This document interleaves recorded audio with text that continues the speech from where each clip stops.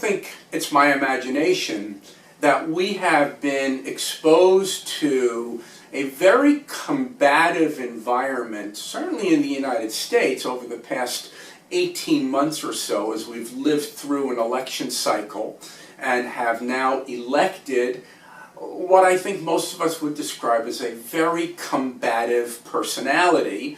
And that combative personality, of course, tells us all the time that they win. And you know, the election results, however anybody may feel about those election results, reflect upon the fact that that combative individual did win. And so it begs the question, is a combative behavioral style more of a winning behavioral style than a collaborative behavioral style is? And of course, that could be argued for a long, long time.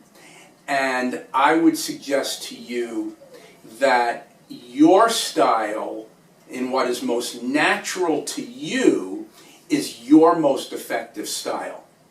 And why I say that is because there's a comfort zone with what you bring to the table and how to work with that. There isn't either style that will win all the time without an understanding of the need to modify it. And even the world's most combative people, although they may not admit it, if they are truly effective in getting what they want, they do know when they need to pull back on the combative nature and to be more collaborative in what they do. The challenge is, when you are in fact collaborative and you're dealing in a very combative world, how do you win? How do you get done what you need to get done in that type of an environment? And it's not by trying to be just like the other person.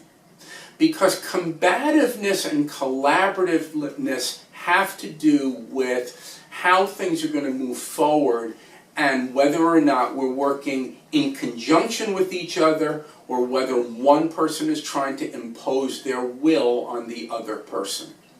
Well, in a selling environment, understand the reality. We are trying to impose our will on the buyer. We want the buyer to buy from us. Well, that's obvious in a combative personality, not as obvious when it's collaborative. So how do you, if in fact you are collaborative by nature, compete in that combative world? Well, let me suggest to you that you can be as collaborative as you want as long as you're firm on process. Because there are two ways to manage a task. One is to browbeat people into doing what you want them to do. The second is to get people to agree on the steps that need to be taken, what the process is going to be, and then you work in a collaborative way to help accomplish each of those steps, with the last step ultimately being the buying process. So you don't need to look at your dominance trait, which is what controls collaborative versus combative. You don't need to be more dominant to be more in control. You become more in control by focusing on the process trait, the conformity trait. Because it's dominance and conformity that control task. Extroversion and patience are the people traits.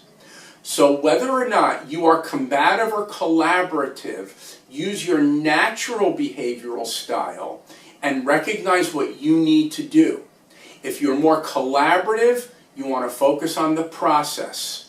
If you're more combative, then recognize when there's a time to lighten up. That lightening up isn't necessarily going to be by easing up on the control, but by pushing up on your patience. You're not letting go of the control, you're just creating a little more time to get people to see things your way. I hope this is helpful. Thanks for listening.